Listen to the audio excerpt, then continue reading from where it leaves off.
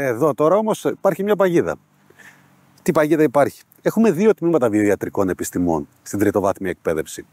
Το ένα το τμήμα στο Πανεπιστήμιο Δυτικής Αττικής είναι ένα τμήμα με 5 ξεχωριστές κατευθύνσεις, όπου μεταξύ άλλων ασχολείται με τα ιατρικά εργαστήρια, με την οπτική, ασχολείται με την ακτινολογία, ασχολείται με την κοσμετολογία και φυσικά ασχολείται και με την οδοντική τεχνολογία. Οδοντοτεχνίτης, έτσι. Το τμήμα στο Διεθνές Πανεπιστήμιο Ελλάδος πρακτικά ασχολείται με το κομμάτι των ιατρικών εργαστηρίων. Άρα, ενώ έχουν την ίδια ονομασία, δεν πρόκειται επί της ουσίας για ίδια τμήματα.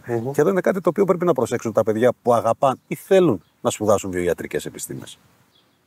Στην τελική θα έχουν μέλλον αυτές οι σπουδές? Για να έχει κάτι μέλλον πρέπει να το αγαπάμε. Αλλά πέρα από αυτά, είναι κλάδι και γενικά οι βιοεπιστήμες είναι τομείς που όντως θεωρούμε ότι θα γνωρίσουν ιδιαίτερη ανάπτυξη.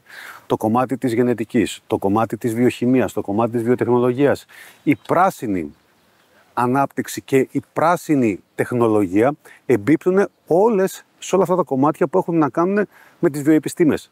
Και κάτι πολύ σημαντικό για τις βιοιατρικές επιστήμες εδώ. Ας μην ξεχνάμε ότι ειδικά στην Ελλάδα και στην δική μας την Ήπειρο, στην Ευρώπη, έχουμε να κάνουμε με γύραση πληθυσμού, έχουμε να κάνουμε με αύξηση προσδόκιμου ζωής και γενικότερα ανάγκες για την πρόνοια, για την υποστήριξη και την ποιότητα ζωής. Οι βιοιατρικές επιστήμες είναι ένας κλάδος που θα βοηθηθεί ή θα ωφεληθεί από αυτήν εδώ πέρα την εξέλιξη. Οπότε, ναι, έχουν προοπτικές και έχουν και δυνατότητες. Αλήθεια, είστε καταπληκτικός, σας ευχαριστώ πολύ, αλλά μην νομίζετε, θα σας πρίξω. Γιατί δεν είμαι ακόμα έτοιμος.